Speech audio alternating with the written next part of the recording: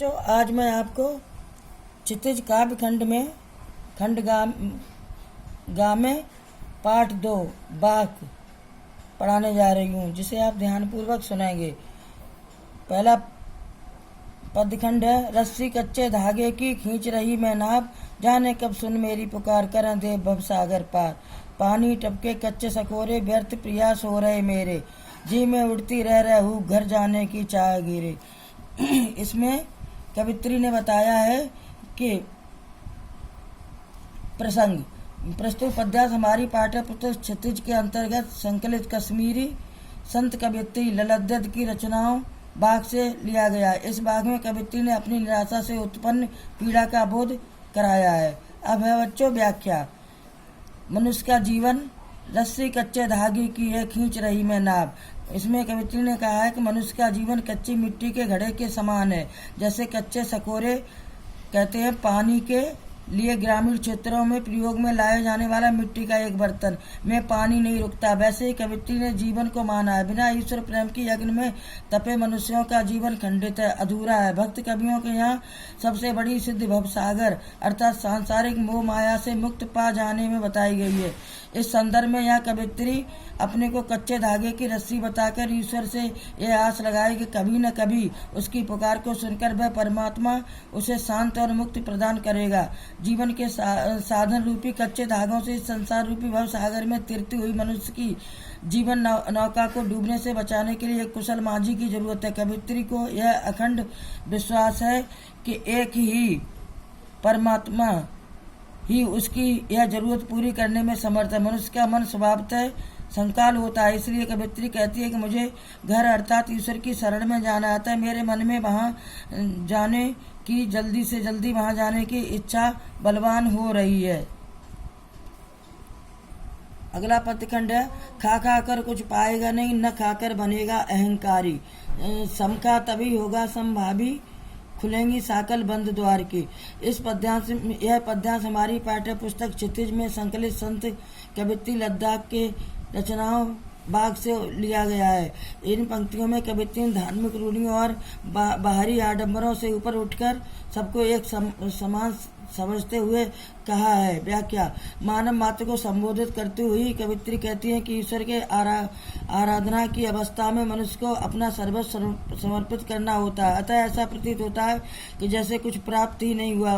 वास्तव में ईश्वर की कृपा उसका अनुग्रह सब पर समान रूप से होता है, लेकिन मनुष्य जब ईश्वर की अखंड सत्ता में भेद उत्पन्न करके उसे टुकड़ों में बांटकर देखता है तो अपने व्यक्तित्व और अपनी मान्यताओं को श्रेष्ठ और दूसरों को स्वयं से नीचा समझने लगता है। इसलिए कवित्री मनुष्य को श्रेष्ठता के अहंकार से बचते हुए अपनी आत्मा और अंतःकरण के विकास की सलाह देती हुई कहती हैं, सबको समान समझकर आडंबरों से ऊपर उठकर अपने में संभाव पैदा करें, क्योंकि इससे हृदय विशाल और चित्त शुद्ध होता है, चेतना व्यापक होती है। फलतः आत्मा के दरवाजे पर लगी अज्ञान और अहंकार की सांकल जंजीर या कुंडी ढीली पड़ जाती और मन मस्तिष्क प्रकाश और ऊर्जा से भर जाता है। अगला पदखंड। आई सीधी राह से गई न सीधी राह, सुषुम सेतु पर खड़ी थी बीत गया दिन आ।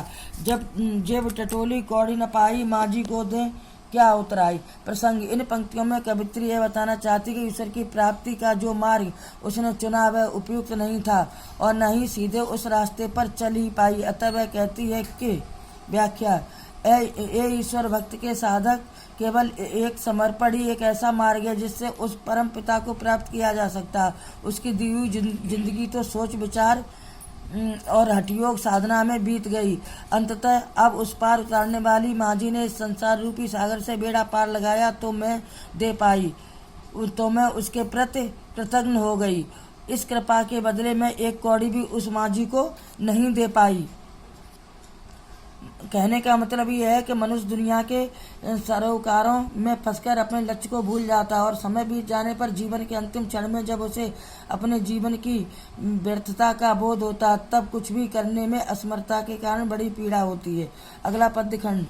थल थल में बसता है शिवी भेद न भेद न कर क्या हिंदू मुसलमान, ज्ञानी है तो स्वयं को जान, वही है साहिब से पहचान। इस पद्यांश में ईश्वर ने की एक सत्ता का बोध कराते हुए कवित्री ने मनुष्यता और स्वयं मनुष्य के भीतर की परमात्मा को देखने की सलाह देती हुई कहती हैं। व्याख्या: प्रत्येक स्थान पर निवास करने वाला शिव तत्व अर्थात कल्याणकारी परमात्मा एक ही है। सभी का परमात्मा एक ही, उसके कवित्री कहती हैं उसके नाम अनेक हैं, परंतु सब ईश्वर परमात्मा एक ही है। इसीलिए उसी की बड़ाई सृष्टि में हिंदू और मुसलमान का भेद कैसा?